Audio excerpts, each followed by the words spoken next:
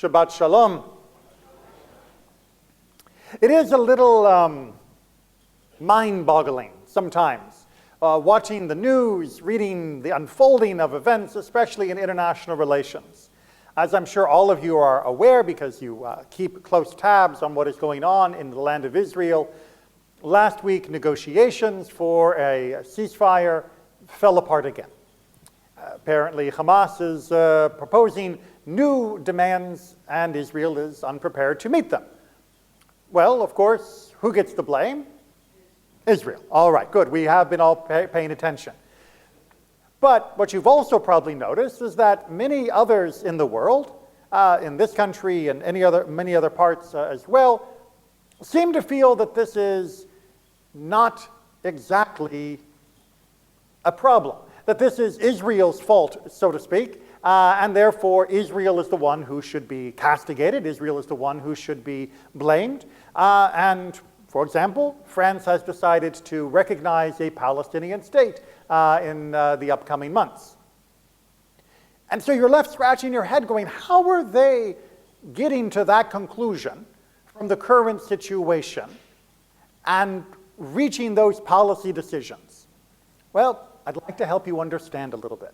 Not to justify their decisions, but to at least help you untangle how they look at the world from how we might look at the world, to see where that point of departure is, that fracture in our views, to then hopefully make it easier for you to not only understand what they're doing and why, but also to better prepare yourself to discuss it with others who may also slip into this type of thinking.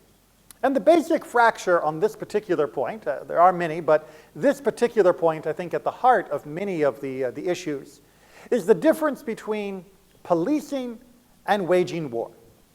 Let me give you an example. If somebody were to break into the First National Bank of Orlando, I don't think there is one, so I'm hoping this is fictional. They break into the First National Bank of Orlando, and while they are busy robbing it, they've got everybody lying down on the floor in typical bank robbery movie fashion. But the police rush in and surround the building. All right, what do? Well, the robbers are going to take hostages. They are going to gather all of the people who were in the bank, the manager, the tellers, and the customers, and put them together, tie them up, and say, if you come in, we're going to kill the hostages. You dirty rats, right? Go back to our 1930s gangster movies. Well, what would the police do in that situation? They'd send in a communicator. They'd have someone go in and say, you know, we'd like to talk to the leader, and we're going to work out a way. We don't want anyone to get hurt. And how long would they allow for that discussion to go on? Long time, right? A long time. So what you're telling me is that the police would not call in an airstrike on the bank. No? The police wouldn't drive a tank into the bank? No shoulder-launched rockets just blow up the bank? No? Well, if they believe that the hostages' lives are in danger, and there is no possible way to extricate them without using a SWAT team, without using some more aggressive techniques, then they will do so. But as long as they believe that right now the hostages are not in danger, right now they are not going to be jeopardized, we can give it another hour, give it another 2, we're working out, we'll string them along, eventually we'll get them to separate from the hostages, we'll get a few out, we'll maybe make a little trade, we'll give them something they want and they'll let more. As long as they can keep that going, they're not sending SWAT in, because that is not police policy. Because the job number 1 of the police is to protect the hostages, is to try and protect the lives of the civilians that are currently in jeopardy. And under the normal rules of police engagement, even the criminals cannot simply be summarily executed because of what they are doing. Even though we know they are guilty because they're standing there holding people hostages in the middle of a bank, it's not like you just accidentally put the ski mask on. Even so, policing of your citizens requires, in a just society, that you don't simply say, I think they're all guilty, shoot them. The first thing to do, if there is no immediate danger, is to talk, to de-escalate, and if you can take them alive, that is considered to be the ideal. That is where our civil policing aims always to go. Individual policemen, unfortunately, not always so much, as we have seen far too much of, but the actual rules of policing, when carried out properly, involve de-escalation and non-violent solutions in order to both apprehend the criminals and rescue any of the hostages and to avoid any damage to any bystanders that might also be around. This is why police, as a general rule, don't just use machine guns to spray bullets at criminals, because those bullets have a habit of going many places, including into the bodies of innocent bystanders. So, we understand policing, right? Good. Now, let's take that scenario, and it is no longer the police, it is no longer bank robbers that have taken hostages. Now, you have a foreign military power. Right? Let's imagine the big old bad Canadians have gone across the border into Maine, and in Maine they have captured a town. And they have rounded up all of the civilians in that town, and they are keeping them in the school gymnasium or something. And they are preparing for their assault on the next town down the road to continue their invasion of Maine. All right. I know it's hard to imagine, just bear with me. In that situation, we are no longer involved in a police situation. Because what is the objective of the bank robbers in my first scenario? What are their objectives? What do the bank robbers want? Money. Right, they want money. They robbed a bank because that's where the money is, as the old adage goes, and they would like to get away with that money. And they're not actually interested in harming, well, even the bank, and they're not interested in harming the innocent people that are there. They are only using the hostages as a means to be able to escape with their money, with their objective. When Canada invades that small town in Maine, what is its objective? To take over an area, right? Which means they are preparing to take over as much territory as possible, and in the process subject the people they have now conquered to either fearful treatment or some form of exile, that they are going to put them on a boat and send them off to, I don't know, France. I don't know, we're making it up. Those are two very different objectives, and the response depends upon those objectives. Because if the US military was to say, all right, Canada, we're going to sit here and talk a little bit about your mobilization, and we're very disappointed at your taking of the hostages. Tell you what, why don't you give us one of the hostages and we'll send you pizza? Is this a reasonable response? No. We would expect a military response to a military incursion. But wait, you're saying, they've got hostages. Yeah, they do. In World War II, 1944, the US and other allies often had very difficult choices to make on their strategic bombing runs. Because very often, the places that needed to be bombed, the factories that were producing the material for the German war machine, were adjacent to, if not on top of, POW camps and concentration camps. People that, by every measure of the word, were innocent bystanders. These are not even your average German citizens who, for whatever reason, are still allowing the Nazis to be in power.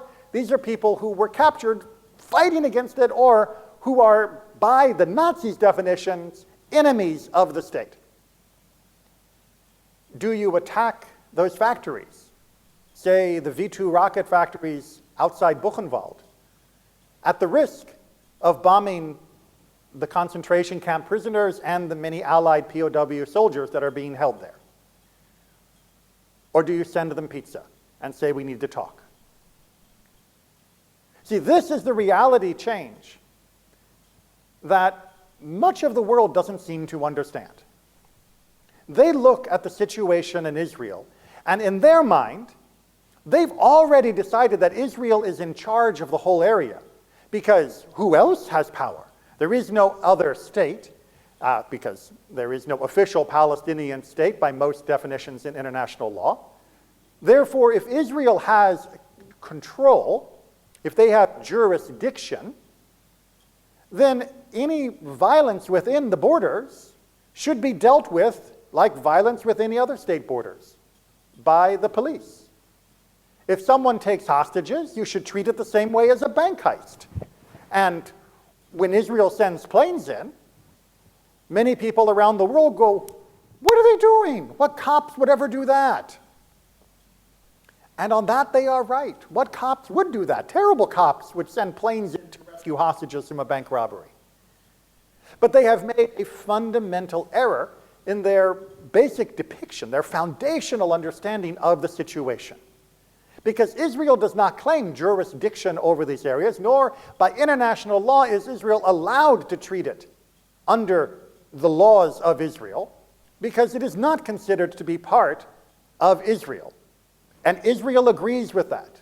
We can talk about what final borders may eventually be, but right now Israel absolutely agrees that her civil jurisdiction ends at the border of Gaza and at the Green Line towards the West Bank.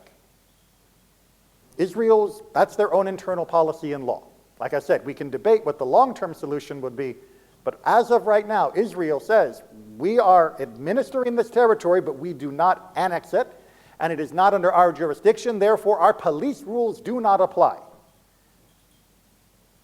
And if someone within that territory, especially a large, well-coordinated group, engages in lethal hostility, not to steal a few $1,000,000 from a bank, but to try and destroy the sovereignty of our nation, to try and conquer territory of our nation, to try and harm our citizens simply because they exist, we are going to respond to that not as policemen, but as soldiers. Because that's what it is. It isn't an act of civil disobedience. It is an act of war. The same way that acts of war in many other countries by separatist groups are treated by those countries as acts of war, even when they are within the jurisdiction of those states. Israel says, they're not our citizens. We are only administering this territory until a solution can be agreed upon. And what they're doing now, in large part, is what is war. And we will have to respond to it in that way. We can't just pick up the phone and call them and talk them down and give them pizza and try and negotiate, because their purpose is not to get away with $1,000,000. Their purpose is to eradicate our existence. And just as the Allies had to take the tough decision to bomb factories near concentration camps and near POW camps, at the risk of harming people that were, by every definition, innocent, Israel too has to take the horrible decision of engaging in acts of military violence, because that is what it is involved in. It's involved in a war, not a police action. So what is the upshot of that? Well, the upshot is that Israel knows, and it breaks its heart, that it is going to harm not only potentially the hostages that have been taken, but also the innocents within Gaza, the men, women, and children who do not support Hamas, who want an end to all of this, who are also being held captive in a different form of prison by Hamas than the hostages that were taken. Israel would much rather no one had to be hurt, that no one would be injured. But once a war has been begun, a nation has an obligation to conclude the war and to use military force when necessary and in the proper amounts to secure legitimate military objectives. This has been agreed upon by all states around the world. It's part of international law. It's part of the United Nations discussions. Everybody knows that when it's war, things go bad really, really fast. When it's policing, we expect it to be done differently. So the next time someone tries to say, why isn't Israel being more patient? Why isn't Israel doing what cops do when someone takes hostages? Which is the connection that most people relate to when they hear the word hostage. You can explain to them that it's because it's war. The same way that the US did not stop its military campaign against Germany and Japan simply because there were POWs, Israel cannot stop its war despite there being hostages. The same way that the US and the Allies continued to engage in their war despite the famine, disease, and other deprivations faced by the Axis powers because of the war, Israel cannot simply stop its war despite the humanitarian suffering that is going on. But we can still deplore it. And we can still say, we don't want another person to be injured. Jewish, Israeli, Christian, Muslim, Palestinian, anyone. No one should be hurt. This could all be over tomorrow, God willing. And there would be rejoicing in the streets of Tel Aviv for every innocent person that no longer had to be in danger of losing their life. But that end of the war cannot come at the expense of the existence of the state of Israel. The end of that war cannot come at the expense of why Israel exists in the first place. And it cannot come with the idea that Israel's existence is somehow negotiable, that this is something that can be continually tinkered with, chiseled away at, or attacked later because those who have gathered arms have decided now is a time that is ripe for such an attack. We pray for peace in every single prayer service. And when we pray for peace, we are not only praying for peace as though it were a private possession. Peace only means peace in the Jewish conception of shalom, when all have peace. It is by definition a universal concept. There cannot be peace in Israel but misery across the border. There cannot be peace within our own synagogue, and yet misery in other parts of our country or the world. Because fundamentally, how can we be at rest when others suffer? And so we here have to redouble our efforts to help people understand that the fundamental problem is not Israeli obstinance. It is not Israeli aggression. It is that Israel is fighting a war while others think it's only a policing matter. And as soon as more people recognize that this is a war, and that wars only stop when we remove the underlying conditions that cause them, then maybe we will actually get the pressure where it is needed. Maybe we will be able to find a way to a ceasefire, and then maybe we can begin to crawl our way back towards peace that is deserved by all. But we can't give up hope on that, because I can tell always, anytime I talk about something like this, people will say, oh, well, that's never going to happen. That's what people said in 1947 about the idea that Israel would become a state, and it became a state. So people said in 1988 about the Cold War that it would go on forever, and then the Soviet Union dissolved. Yes, we can reach peace. There is that possibility. And we must eternally hold on to that hope, fight the war, but continue to pray and work towards the peace. Shabbat Shalom.